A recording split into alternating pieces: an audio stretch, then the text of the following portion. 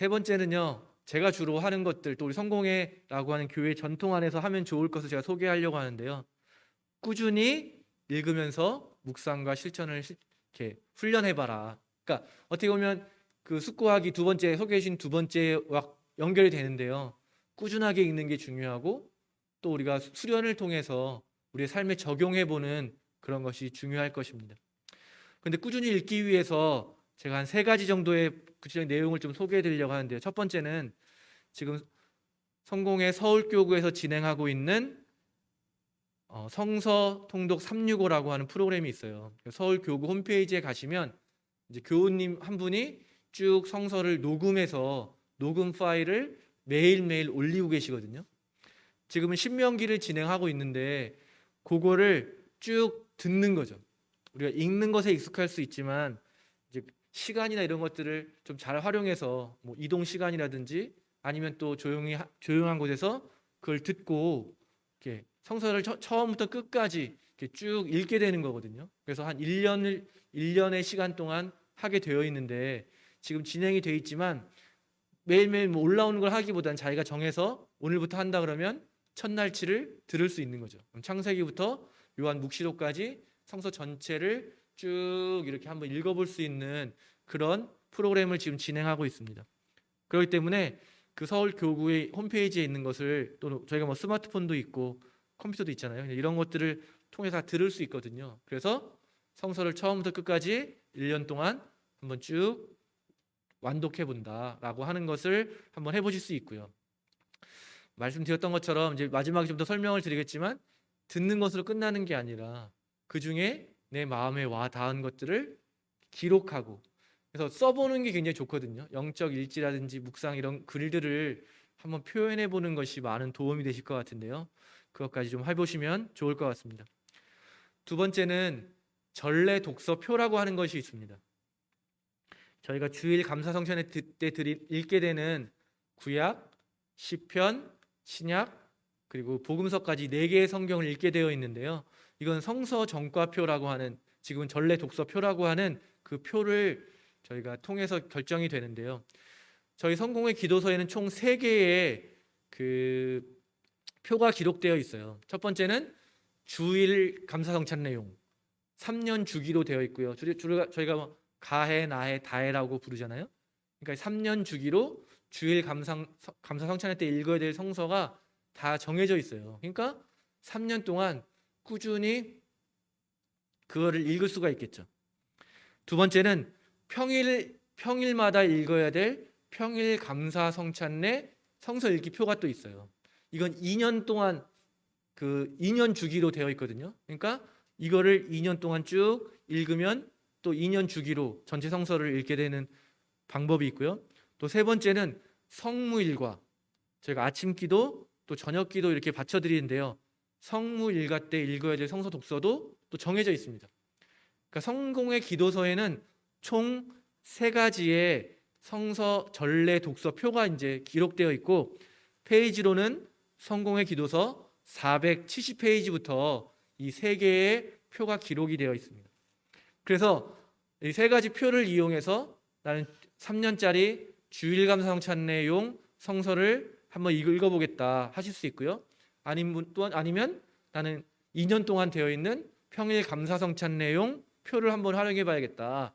또 아니신 분은 그냥 성무일과 읽을 그 성서들을 한번 읽어봐야겠다라고 결정하실 수 있고요. 그것을 꾸준하게 매일매일 정해진 분량들을 읽어보시고 그렇게 되면 하나의 흐름이 있고 그것들을 그냥 막 만든 것이 아니기 때문에 신앙의 중요한 흐름을 통해서 조금 더 쉽게 읽으실 수 있을 것 같습니다. 세 번째는 제가 하고 있는 방법을 좀 소개해 드리려고 하는데요.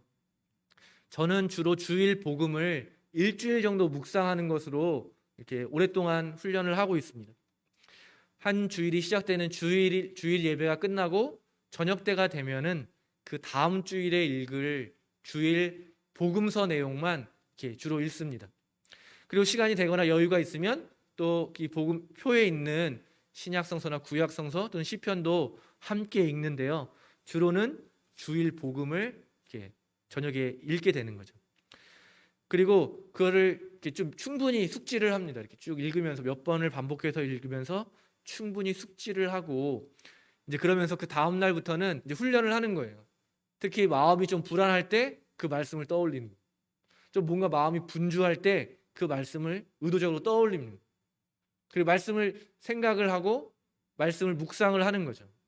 또 좀 여유가 생기면 좀 더 한적한 곳에서 그 말씀을 묵상하기도 합니다.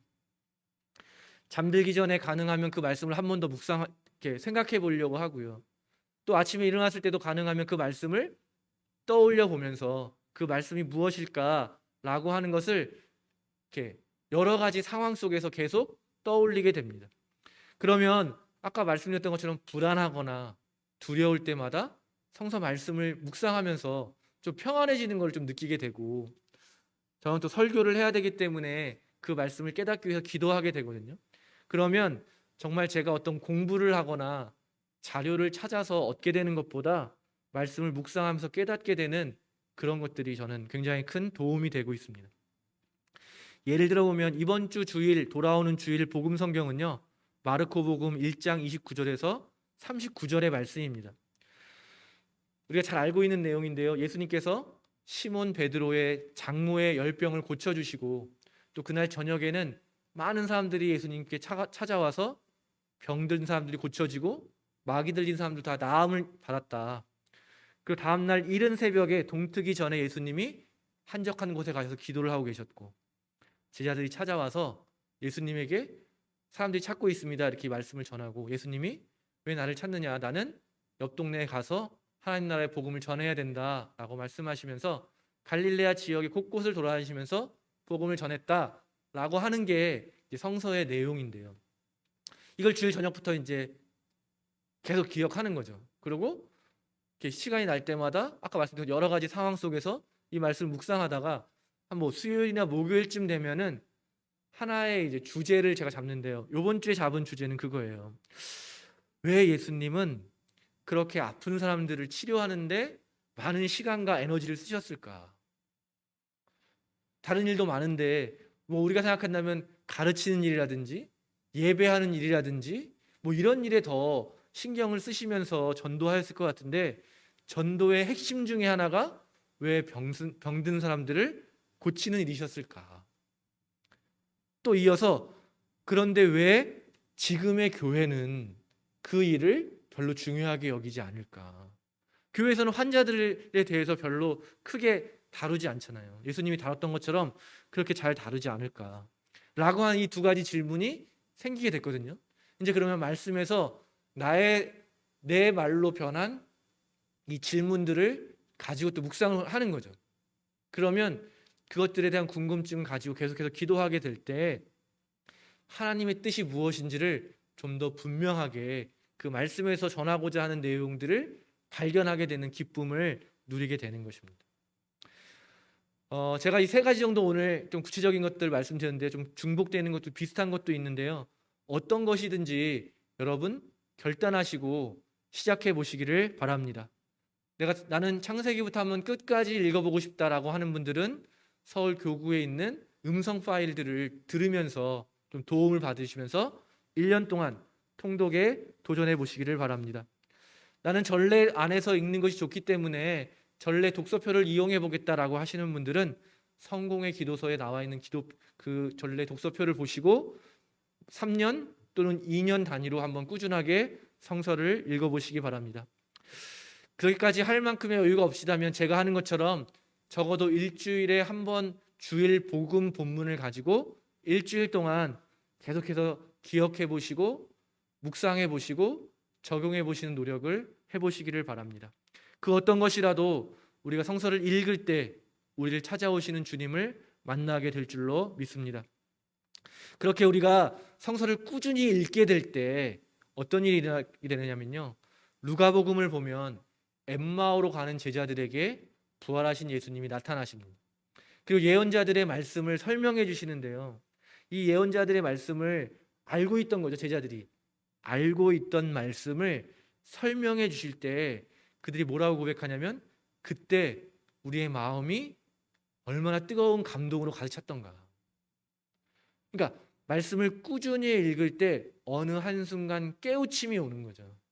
읽을 때마다 깨우침이 온다기보다는 꾸준히 성서의 말씀을 읽게 될 때 마치 다양한 재료들을 우리가 품고 있게 되면 그 재료를 통해서 더 아름답고 더 다채로운 뭔가를 만들어낼 수 있는 것처럼 성서를 우리가 꾸준히 읽는다는 것은 준비 과정이라고 오히려 말할 수 있을 것 같습니다.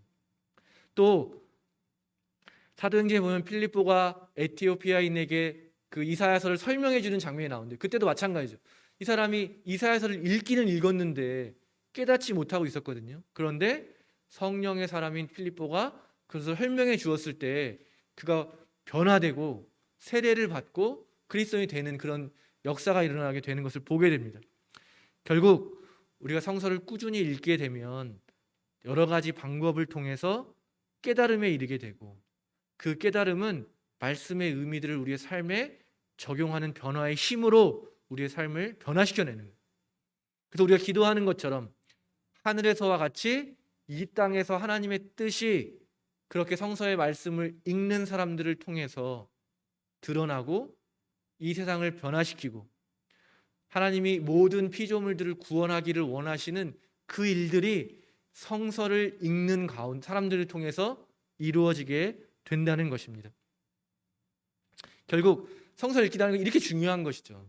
그래서 여러분 어떠한 방법이든 또 제가 제안드리지 않은 다른 방법이라도 꾸준하게 말씀을 읽으시고 하나님의 도움을 구하시고 또 깨달음을 통해서 그 하나님의 뜻을 우리가 실천할 수 있게 되기를 간절히 바랍니다.